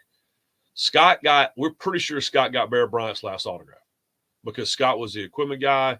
Bear Bryant was leaving the office, and Scott said, "Hey, Coach, could you sign this for me?" And got him to sign something like for a friend. And Bear Bryant had his heart attack like that night, and it didn't pass away for a couple of days. We're pretty sure Scott works for Notre Dame. So Bear Bryant's last autograph, I'm pretty sure, is in South Bend, which is crazy to me. And one day I'm going to convince an editor to let me write that story. But but you talk about Coach Majors. So Tennessee fans give me flack about having this Pitt helmet. I have it because Coach Majors signed it for me. Sure. It's my little mini helmet there. And my other Tennessee helmet, I think, is the smoky gray, which people still get mad about. But I got some Tennessee stuff. That's awesome. On the field. Yeah. What do you see this week? Well, the next couple of weeks. Well, what's really interesting is we have so many storylines about teams that have not ever taken care of business there. The most Texas A&M thing is the fact that they have 2,700 wins and they have championships across like 3 different conferences, and they've been to Omaha, but they've never won a championship. And so, and Schloss, one of my favorite coaches, for folks who don't know, Schloss was a coach at TCU all those years and took them to the College World Series. He's such a great guy. And then you got North Carolina, which is where I live here in North Carolina. And North Carolina, had their heartbreaking back-to-back losses in the finals against Oregon State. One of them on a terrible, error in the field. And so, Tennessee, you have all of these programs that have been to Omaha, but they've never closed the deal. I mean, the last time, if Georgia wins tonight, the last time Georgia was in Omaha was 2008 when they had a 1-game lead and had a 4-run lead in the second game and blew it and lost to Fresno State. And so that's kind of the storyline for most of these schools. Virginia's going and they've won it, a couple times. But Florida has won it a couple times, but hasn't been able to take care of business in a long time, and obviously lost in the finals a year ago. Kentucky's never been. Be the first time they've been to the last SEC school that haven't been there. So there's a lot of that, which is either unfulfilled promise of all these years. Because Tennessee to me has always been one of the leading programs of how have they not been better at baseball than this? Because it's a great baseball state. I remember when they renovated the ballpark the first time, Lindsey Nelson Stadium 30 years ago. They've always been committed to it. They've had good players, but they've only been in Omaha a handful of times. And the last couple of times, quite frankly, they blew it. So there's a lot of that. That's what I'm curious to see. There's not a lot of been there, done that with this team. Now, Florida, they took LSU to a 3rd game a year ago. So we'll see what matters there. But that, to me, that's it, which is all the storylines of all these programs that have never dogpiled, even though they've been good at baseball. And it's going to be most of the field. Ryan, you mentioned Georgia and not dogpiling in Omaha. They were runner-up, like you said, in 2008 under David Perno. Yep. You realize what David Perno is doing now? I do. Perno is one of my favorite people, man. So, you guys know I wrote a New York Times worst-selling book about the College World Series, The Road to Omaha, and it was centered around that 2008 series. And here's why I will always love Dave Perno. Dave Perno, the night after they lost the third game to Fresno, and he mismanaged that game, and he in the lobby of the hotel with just tears in his eyes at 1 o'clock in the morning, he said, "Give me a few weeks, then come." He knew I was working on a book. He said, "Give me a few weeks, then come to Athens, and we'll go over all this." And sure enough, man, I went down there at the end of that summer, and we pulled out the DVDs and we watched the games. And he said, I remember it was in game 3 when they still had a chance to win, and he paused the tape. He goes, "I'm going to right here. I'm going to show you how I screwed up the College World Series." But that right there, that's a dude. That's so yeah. So Dave worked for us at SEC Network for a while, and then went back to coach at the prep level and football. Football. Because he was a good football player. He's a great football player. So he's still in the neighborhood down there, and but he is y'all know as a writer, there's no greater gift than someone just volunteering to be vulnerable and open. And he said, "All right, I'm going to show you how I screwed up the College World Series." And I wrote a whole chapter about it. Yeah. That's crazy. Ryan, I want to ask you something before we get off, because as you talked about, journalism and what we do and being vulnerable and that kind of thing, apparently someone asked Tony V after the loss to Evansville on Saturday night if this season would be considered not a success if they, again, didn't get out of the Super Regional. And he took time after last night's win to address that at length. I don't know if you had a chance to see his response or not, but can we just say that sometimes as journalists, we have to ask tough questions that are not unfair questions because they're tough questions? Yeah, no, listen, it's our job to ask the questions that, quite frankly, if anybody else was in that room, they should have asked it. And there's certain questions just have to be asked. And, it's one of the things I talk to a lot when one of the great kind of byproducts of being on the road in the fall with Marty and McGee and SEC Nation is I get to talk to journalism classes at a lot of SEC schools. And this is what I talk to them about all the time, which is being comfortable is not part of the gig. Right. I mean, if you want to be comfortable, there's plenty of other jobs where you can sit in the cube and be comfortable and don't have to say anything in a meeting. But sometimes there's questions that just have to be asked. And it's I think about my coworker, David Hale, years ago when Clemson couldn't get around themselves before they started winning national championships. David Hale's the one they asked Dave Sweeney about Clemsoning. You had to ask that question. You had to. And of course, the Clemson fans turned that into this, bonfire motivation, and Dabo did exactly what he should have done, which was he turned it into motivation and got everybody fired. But that's a question that had to be asked, and it was the only environment that Hale was given to ask the question, and he didn't feel bad for it, and he shouldn't feel bad for it. So yeah, I mean, we've all been in those situations where what you don't want to do is you don't want the question to never be asked, and right. if everybody's sitting in that room waiting on somebody to ask it. Waiting on somebody else to ask a question. All of a sudden it wraps and nobody asks a question. Well, then that's a group fail. That's what that is. And so I always give credit, no matter how uncomfortable it might be or how awkward it might be in these days, how you might go viral. There's questions that have to be asked. And it also, by the way, was a great question because it's a fact. Mm-hmm. I mean, it's a fact. And if they, quite frankly, if they go to Omaha and they go 0-2, then yeah, it's a huge letdown. So the only thing you got to hold back with Tennessee baseball is, do they have the ability to close the deal? And, when they do it, then we'll know they can do it. ESPN's Ryan McGee joining us here on Main Street Sports today. Friend of the show, Ryan McGee. Friend of Wade Neely, Ryan McGee. Did you ever finish that book, Wade? Mo, I'm glad you asked. I got my copy here. There you go.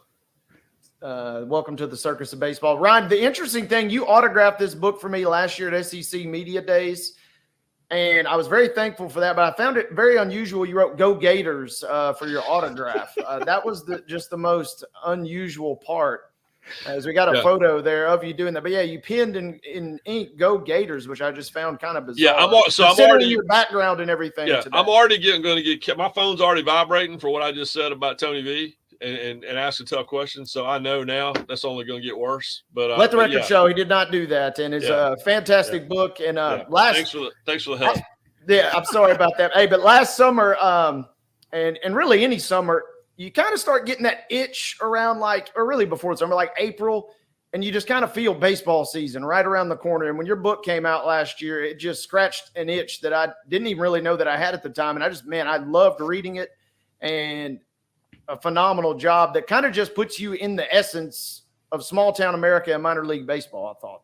Well, I appreciate it, man. I really do. And that book was a labor of love. And my honestly, and the dedication to the book is to the people who work in minor league baseball. I mean, listen, just down the road, at the Sounds. And I think about my biggest concern was doing right by them. I did that for one summer, right? One season.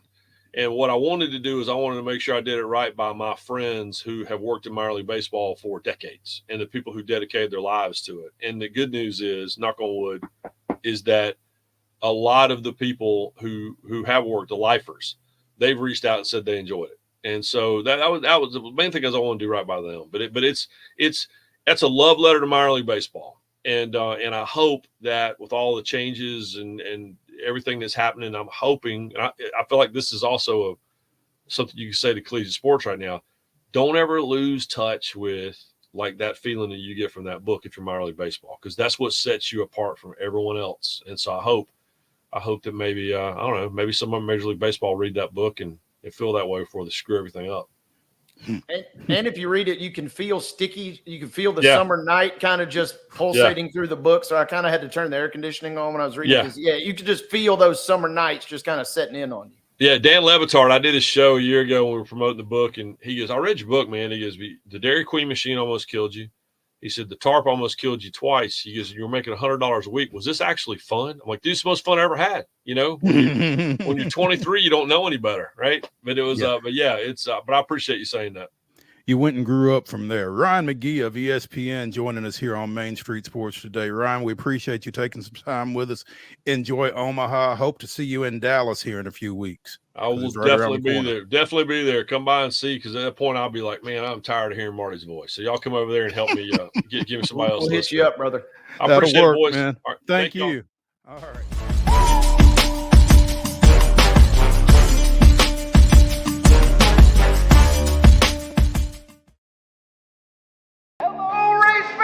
Welcome to Nashville Super Speedway.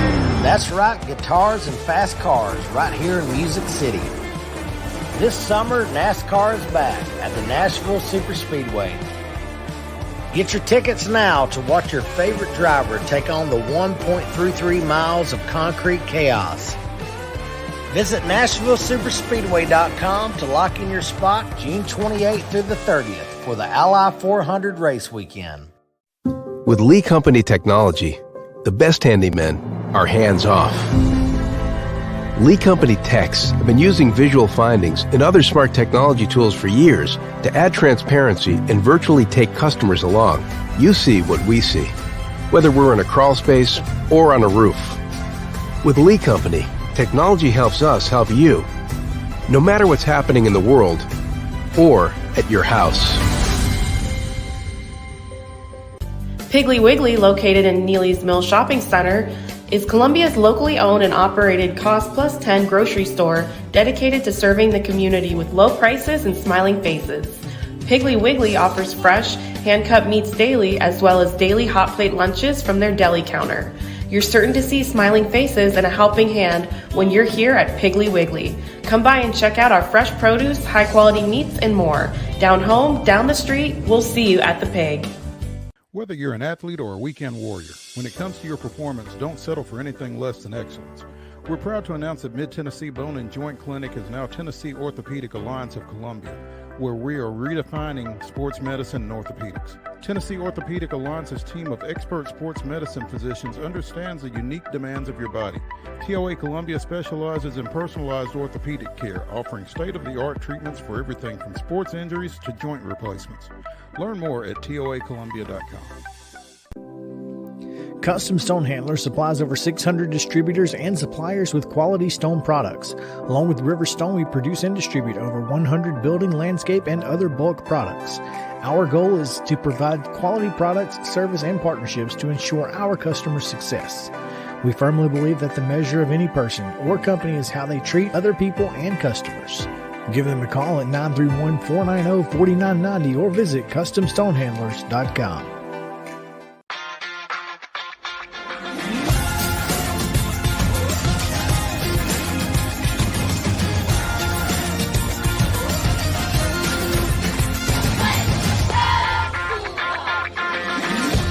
Wild horses are coming to Franklin. The Mustang Heritage Spectacular. 4 days of celebrity freestyle, liberty training, trick riding, and extreme Mustang makeover. Plus the shopping. Over 100 vendor spaces with clothing, food, home goods, and things you can't find anywhere else. All that and celebrity signings at a music stage too. June 20th through 23rd at Williamson County Ag Expo Park. Don't miss a moment with a weekend pass. MustangHeritageFoundation.org for tickets.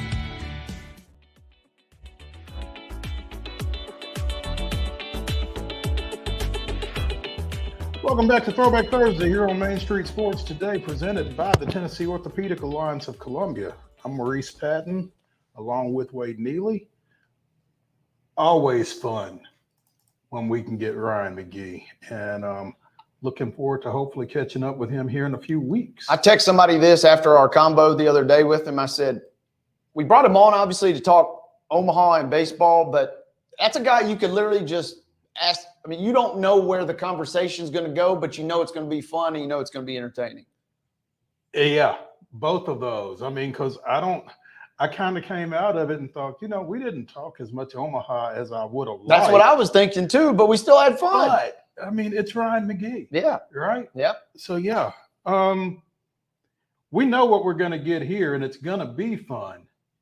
Heather Williams of WCYB-TV out of Johnson City joining us a day later than usual. We really appreciate her flexibility as we talk NASCAR. And Heather, it's never – there we go. Scooting to the shot there. Yeah. Sliding in. Well done. Kind of like Chris Collinsworth. Yeah. Yep. Yeah, well done. Never a surprise regardless of the track when Kyle Larson wins, right? No, it's not. But also, you may be following Ryan McGee. I mean, who can follow Ryan McGee? That seems just really do the best you can. Just do the best you can. I shall do my best. Yeah, never a shock. I mean, what's amazing is that he missed an entire race, like a full race, and he's back already being the points leader after 2 races. It's incredible. Anyone that wants to argue that he's not the most talented driver on the planet, I will gladly take the side of Kyle Larson in that argument because it's truly incredible. If not him, who? Well, the wine and cheese crowd wants to say Verstappen over in F1, but I don't think that Verstappen has the depth of the ability to drive different kinds of cars like Kyle Larson does. And getting in the Indy car, getting in his dirt cars, getting in NASCAR, driving in the ovals in the NASCAR, the super speedways, the short tracks, the road courses. I mean, he's a kid that can do it all. Oh, she went like boxing style, pound for pound rankings, kind of across all genres there. I like what she did there, Heather. Well, yeah, because, I mean, I get why F1 people want to throw Verstappen in there, right? He absolutely dominates F1, but most talented driver to me means more than one style of racing, and that person in my mind is Kyle Larson. Before we get any further, speaking of all types of driving, you were at some drag racing this past weekend, right? I was. The NHRA was here in Bristol. How did that go? It's great. The NHRA is a lot of fun. If anyone ever has a chance to get over here to Bristol or get over to Memphis, St. Louis, where they also have drag races with the NHRA, I would highly recommend it. It's like motor racing for people with ADD, like short attention spans because the races are You got really my short. attention. Yeah, the races are right because it's a drag race. It's 7 seconds and then the race is over, and then they line it up and do it again. And it's loud, it's fast. We had the first driver ever to break 200 miles per hour on a bike here at Bristol. They've done it at other tracks, but the first one ever at Bristol, which is considered to be one of the tougher tracks because it's a little bit bumpy. The people that drive the bikes, particularly at Bristol, are insane. They're crazy. Literally. Yeah, Because insane. I cannot imagine. I've never ridden a motorcycle to start with, but I cannot imagine wanting to ride a motorcycle 200 miles an hour. What is so funny is that when he went on that pass, he being Mike Smith, who is the drag racer that did that, Erica Enders, who drives pro stock cars and is one of the best, if not the best at that discipline, was sitting in the media center waiting for her press conference because she had just won her challenge race for the weekend. And someone said, Erica, would you ever want to ride a bike? And she goes, no, I like seatbelts. And so, I mean, they're insane. They're just driving down there with nothing but a helmet to protect, you know, their head from the concrete at 200 miles per hour. It's kind of crazy. I had a desire at one time to ride a motorcycle. I grew out of it. You know, yeah. I'm hoping my son will at some point, but you know, who knows? Anyway, Larson, McDowell, Busher, Elliott, and Ross Chastain, your top 5 at Sonoma. Any particular surprises out of that bunch for you? No, those are all guys that are very good at road course racing. We talked about this last week. I mean, there's a group of everybody is better than what they have been in the past as a sport. NASCAR drivers are much better road course drivers than they were 20 years ago, but those are your usual suspects. You know, Denny Hamlin's pretty good at road courses. He had an issue. Martin Truex Jr. was not in the top 5, but he's usually, especially at Sonoma, very, very good. But those are the guys that you would expect to see up towards the top at a race like this for sure. And you brought up an interesting point, Heather. This is we discussed it really kind of on the show last week too. The road course racing in NASCAR is obviously different from Formula One, but there are some similarities. And I'm curious, who maybe didn't perform well considering their history, if you will, on road courses, if anybody. Well, I think Truex was disappointed because he's been the driver at Sonoma, not maybe over all the road courses, but Sonoma's been his track. So I think the fact that he didn't at least come out at the top 5 with this race, I think is probably pretty disappointing for him. Hamlin blew an engine on lap 2, which cost him the points lead. If he has a decent performance, he's probably still the points leader, not Kyle Larson, even if he doesn't win. But the thing about road courses is that there were a lot of cars, because I had a chance to talk to Ryan Blaney this week. There were a lot of cars. Blaney thought he had a really good car. There were a lot of cars that thought that they were really good, but didn't place because, as I mentioned last week, road course racing is so much about strategy. It's so much about pitting at the right time and not getting caught off sequence from whoever the eventual leader was. You don't really know till 2/3 through the race, sometimes even later, if you've picked the right strategy. So that's a little bit of it, but even still, Kyle Larson wasn't on the same strategy as everybody else and still drove past him and got the win. So I guess when you're the best driver on the planet, you can do that.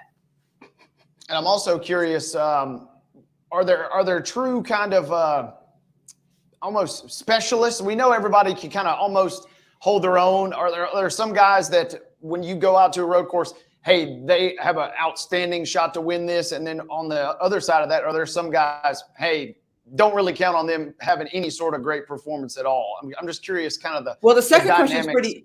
The second question is easier to understand than answer than the first one. Bubba Wallace. Okay. Bubba's terrible on the road courses. He'll be the first to tell you he's the absolute worst. And he's worked pretty hard to get better at it. And he had a couple of good finishes last year. And his teammate and his owner are both good on road courses. But yeah, Bubba easily is the one guy just don't. He's terrible. And he admits that. Everybody admits it. He's trying to get better. He just doesn't have that naturally in his skill set. I think a lot of it has to do with his background of short track racing. Denny Hamlin aside, most of the guys that grew up kind of in short track racing, road courses are not necessarily their forte. But was just an extreme version of that. And then there's a group of guys that are road course guys, but that group is getting bigger. And not only that, the guys that are road course drivers or have been known in the past as road course guys have kind of expanded their genre so that they can win other tracks. A perfect example of that is Michael McDowell. Michael McDowell, who finished second, is known as a road course guy. He kind of started in rally car, or not rally cars, but in road course driving cars before he switched over to NASCAR. But he's gotten to the point now where he's competitive on the super speedways, obviously, because he's won the Daytona 500. He can be competitive at Bristol. So he's improved his racing enough that he's not really known as a road course guy. I guess the number one name when you think of a guy who's a road course ringer in the Cup Series is probably AJ Allmendinger. He won at the Roval last year, and almost all of his races, if not all of his wins on the Cup Series, have been on the road courses. And then when you go down to the Xfinity Series and probably in the future in the Cup Series, Shane Van Gisbergen. Van Gisbergen's won 2 Xfinity Series races, both on road courses, and of course the street race in Chicago last year on the Cup Series. And then kind of, you mentioned Bubba, and I'm kind of curious for those guys that maybe that's not their cup of tea or their wheelhouse.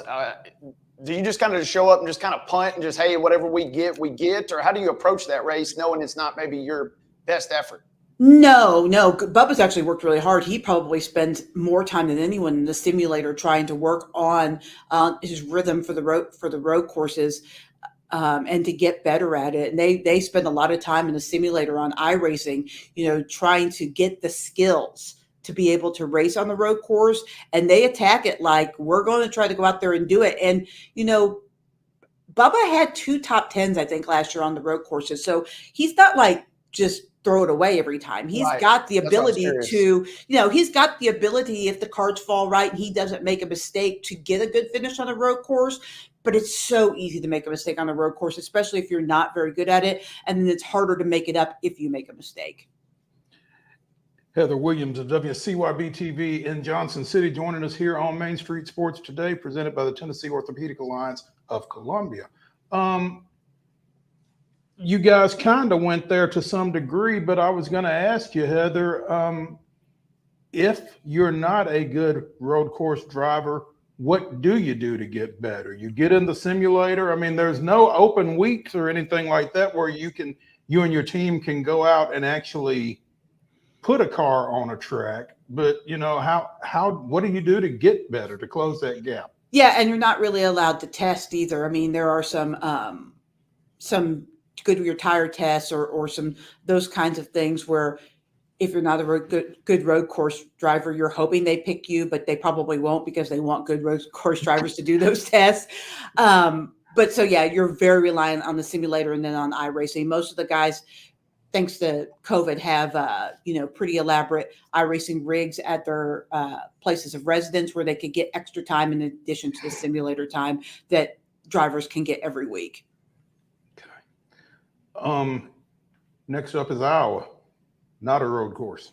Not a road course, kind of a short track, but not really, because it's a little bit bigger than what we would consider a track by most measurements. It races like a short track. The Cup Series has never raced here.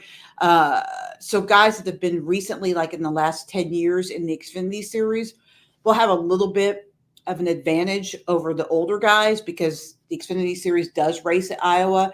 They have repaved, kind of reconfigured Iowa since most of these guys have raced there. So there will be a traditional NASCAR practice, hour-long practice where guys can go out there, make changes to their cars, and really kind of get a feeling of what the car's like, not just, a couple laps for setup for qualifying, but a true practice so that the majority of these guys, none of them have been on the track in a Cup car except for the 3 that did a Goodyear tire test there.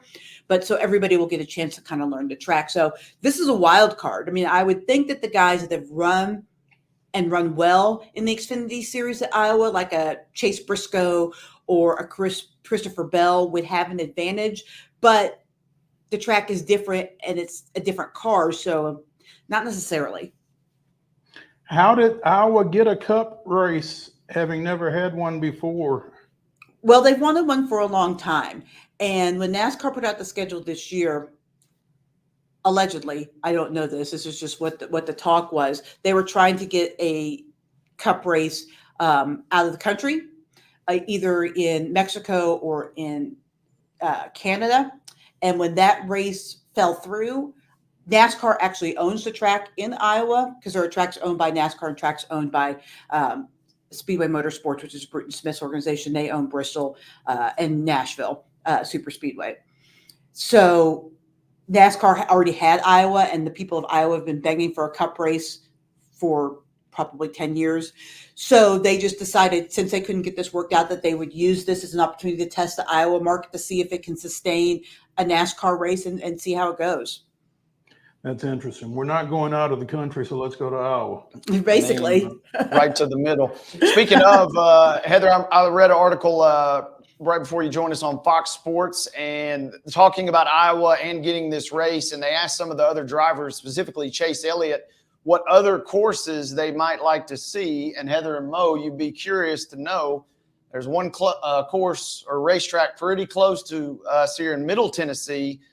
Chase Elliott said, why don't we go back to the Tennessee Fairgrounds in Nashville? That was the first racetrack that was mentioned, in addition to the Chicagoland Speedway. Yeah, Chase Elliott is the number 2 cheerleader for the Nashville Fairgrounds, number 1 being Dale Earnhardt Jr. For years, he has talked about wanting it to happen, and the people of Bristol Motor Speedway are trying to make it happen. But you guys being in Nashville, in the Nashville area, know there's a lot more politics going on with that than just going to the fairgrounds and racing, because Bristol's taken over the running. They put a proposal to renovate basically on Bristol Motor Speedway's dime, or not Bristol, really Speedway Motorsports and Bruton Smith, but Bristol would be the ones spearheading that, because they're the kind of the closest, especially at the time, because they hadn't bought the super speedway at the time, Bruton Smith's track to Nashville. So they're doing all of the work on getting that done, but it seems to be hung up in the Metro Council politics, but not going to happen at this point. But I think that there's a lot of people that don't want the track there, that are new to the neighborhood and weren't there when the track moved in, and don't want a racetrack in their neighborhood, to which I say, don't buy a house near a racetrack, but I digress.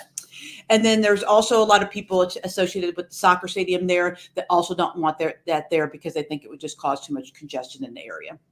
So how long is the agreement with Iowa? Is this a one-off type deal, or is this something we're looking at a couple years? No, Iowa was just 1 year. And then they'll see how it goes. NASCAR owns the track, so it can be as long and short as they want. I mean, it's not an agreement. It's like, we just are going to race there. You know, if they did something at the fairgrounds, they would have to come to an agreement within Speedway Motorsports to take one of those dates away from another Speedway Motorsports track. And a couple of years ago, when they were working through the details, when Bristol had just kind of purchased Nashville Super Speedway, they were going to give, I think it was 8 races at either track in a 10-year period. So they didn't say if they would race 2 years at both tracks, if they would race 1 year at the Super Speedway, 1 year at the fairgrounds, or how they would do that, or alternate back and forth between tracks every year. They never got that far before everything got bogged down in the Metro Council. Having kind of talked about this, what's your gut tell you about turnout and fan interaction for this weekend? At Iowa, it'll be great. It'll be fantastic. They already have, as I mentioned, Xfinity Series weekend, which is well attended. They also have IndyCar. Sometimes there's a double header with the Xfinity, sometimes standalone. That's also Iowa. IndyCar is one of the best attended races all year. It's really one of the biggest spectacles, especially on the circle tracks. And IndyCar, it's probably, other than Indy, the biggest circle track event that they have all year, from a fan and interaction and kind of hype and feel to it. So I think that the Cup race will do very well there. Ratings wise, I think that's a little bit more of a concern, because Iowa's not super sexy and it doesn't have any tradition. So I don't know how the fans sitting at home will embrace Iowa, but from an attendance in and around for the people in the Midwest and the people from Iowa, I think it'll do very well.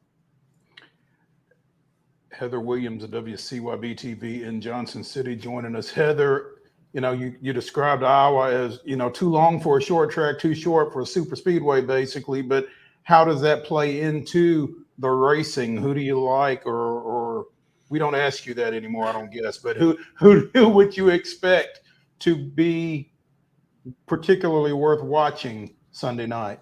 Well, one of the things for sure is that whenever there's a new event in NASCAR, it's almost always won by Joey Logano. And I've asked Joey about this. They actually make it a point. He wants to be the first guy to do everything. Now, he obviously didn't win the road course, the street race in Chicago, but he won the first Bristol dirt race. He won the first race at the Coliseum. There was one other event that he won that it was the first that he did. He actually makes it a point. He wants his name to be the first guy to win on dirt in 40 years is Joey Logano. That's how competitive Joey is. So I would expect him, especially since they've been running a little bit better recently, to be a contender this week for sure. As I mentioned, Chase Briscoe was very, very good on this track in the Xfinity Series, as was Christopher Bell. I look for those two guys to be competitive, but beyond that, the normal guys that are your short track guys, I would look to be right up towards the front. So your Denny Hamlins, your Kyle Larsons, obviously, maybe they're not running real great, but maybe Kyle Busch. They've got other issues going on over there, but he's the guy typically you would think to be up there. Maybe a Ty Gibbs because he's running the Xfinity Series, more recently than a lot of these guys. Your usual suspects. We're kind of getting down to the point now where the guys who were running up front are going to run up front every week. We are 2 weeks from Nashville Super Speedway. Will you be gracing us with your presence? I will, for 2 whole days. Ooh, 2 days. 2 days. Looking forward to it. Heather Williams of WCYB TV out of Johnson City, our NASCAR analyst here on Main Street Sports Today. Heather, we again appreciate your flexibility. Look forward to getting back with you next Wednesday. Yeah, and one more thing before I go. Mm-hmm. One more thing before I go. The Athletic and then Bob Hoppers of Fox Sports are reporting, so fans will want to keep their eye on this tomorrow. Martin Truex Jr. is expected to announce his retirement at the end of the season, and so we can talk about that more next week when it's official, but I just wanted to put that on fans' radar that kind of just broke just a few minutes before I came on here. He's a guy that there's been a lot of questions of what he was going to do, and it looks like that piece of the puzzle is going to be solved tomorrow in Iowa. Heather Williams, breaking news for us. That's here what on she Main does. Street Sports Today. We appreciate you. Look forward to seeing you next week. See you guys. Thank you, Heather. Let's take a break from the Lee Company studios here on Main Street Sports Today, presented by TOA of Columbia. When we come back, it's the final segment of Throwback Thursday, and it's the grab bag. Stay with us.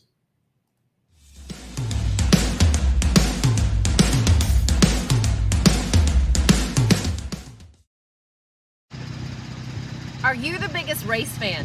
Main Street Media and Rackley Roofing are teaming up to send a family of 4 to the Rackley Roofing 200 truck race at the Nashville Super Speedway on June 28th. All you have to do is head to your favorite Main Street Media site and click on the Rackley banner to win.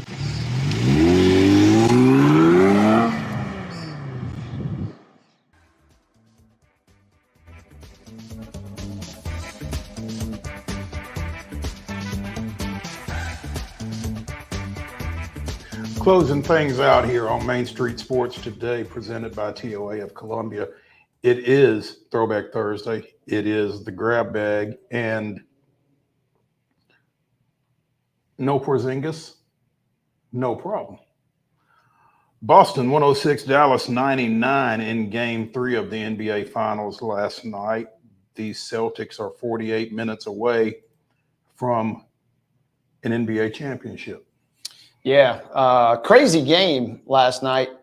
Dallas came out like gangbusters in the first quarter, took their largest lead of the series, which I think was, 5 points at one point.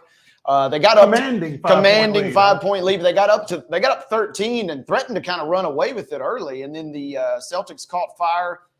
And the buzzwords coming out of last night was the efficiency of their offense. Their 3-pointers that betrayed them in Game 2 started to really start falling. And late in the third quarter, early fourth, now all of a sudden Boston is up 20 points, and you're thinking, okay, this thing is done. The memes are flying on the internet. This thing is over. But lo and behold, here come the Mavericks until with about 4.5 minutes left, Luka picks up, really 5 minutes left, Luka picks up 5th and 6th fouls, and the wheels just kind of fell off. They made a crazy comeback. 4 at one time, huh? Yep. Cut it to 2, and then just things went sideways. And Dallas gave a great effort down the stretch, but Boston is just too lethal. And you saw the obligatory stat, 156-0 all-time teams are in the NBA playoffs when they're up 3-0. So Boston didn't win the title officially last night, but they let's just say they're getting ready for the parade up there in Beantown. 156-0 when leading 3-0. Crazy. And another crazy stat that I saw, I got to make sure I get this right, but the NBA changed in 2003. They used to be best of 5 series in the first round. Mm-hmm. And so since that change, Boston's got the second best record of teams in postseason play with just 2 losses. I think the Warriors a couple years ago were the only team that had 1 loss in the whole postseason. So we're talking about a team, as we touched on a couple days ago, that is going to run through this postseason with just 2 losses, and they're going to end up finishing basically 80-20 or something of that nature. And I mean, this is a great team that we, rightly or wrongly, they've been criticized a lot this year, but when the chips are down, they have delivered, and they did it last night again. And they did it behind the 2-headed monster of Jason Tatum and Jaylen Brown. Each went 30-plus last night. Tatum with 31, Brown with 30. Kyrie finishes with 35 for the Mavs, but Doncic, 27, 6, and 6 before fouling out, and no one else for Dallas scored more than 13. So 106-99. Game 4 is tomorrow night. Is that right? Yes. I was getting ready to say Friday. My days kind of got sideways there for a second. Tomorrow night and Friday night are the same night. Quick day. Thank goodness for that, because yes, tomorrow night, I think Dallas might be able to squeak out a win.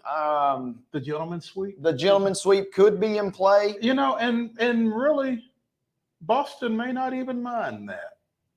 With a chance to clinch it at home. I know the fans would, You obviously, considering the stat is 156-0, you think you're pretty confident that you're not going to drop 4 straight. So, yeah, maybe you're okay taking a quick little L on the home, knowing on the road, knowing you're going to come back to home and clinch it in front of your fans. Yeah. As long as you're not trying to clinch it in Game 7 in front of your fans. Yes. Now, if you have to come back another time, then we got big problems. Big problems, yeah. We talked about it yesterday as we were paying tribute to the late Jerry West, that there had been no confirmation from the NBA offices that he is the logo. Well, Adam Silver put that to rest yesterday, telling the New York Times' Benjamin Hoffman, the NBA logo was created long before I joined the league, but there was never any doubt in my mind or in Jerry West that his image was the inspiration for it. But Jerry also made it clear that he was uncomfortable being known as the logo. He felt that the logo should stand for something bigger than him. Typical Jerry. And yeah, that's pretty much in keeping with every indication of Jerry West we got over his life. Basically, he wasn't really into a whole lot of attention, but yeah, Adam Silver confirmed that Jerry West is the logo. Not a huge surprise. Not a big surprise, and also not a surprise to your point that every single story you read yesterday, just glowing for folks that had a chance to, no matter how big or how small, interact with the late, great Jerry West. Absolutely. Game 3 of the Stanley Cup Final tonight. That series goes to Edmonton as the host Oilers try to get off the mat or off the ice after dropping their first two matchups at Florida by a combined 7-1 margin, 3-0 in game one, 4-1 in game two. I don't know what the record is in the NHL for teams that go up 3-0. But I would imagine it's something fairly comparable to 156-0. Yeah, let's just say this: it's decidedly skewed in the 3-0 because Edmonton cannot can ill afford to go down 3-0. Absolutely. And quick Google search. I did not check this out before. 1942, the Maple Leafs were the first and only team to ever overcome a 3-0 cup final. They deficit. overcame. So against who? I'll get back to you on that. Look, the Red Wings. Tough break for my Red Wings there, but I will tell you that Maple Leaf fans will find that surprising. Come back to win. Now, this is the only Cup Finals time that has occurred. Apparently, it also happened in 75 as the Islanders came back from the Penguins. And then the Flyers did it versus the Bruins in 2010 in the semifinals of the Eastern Conference.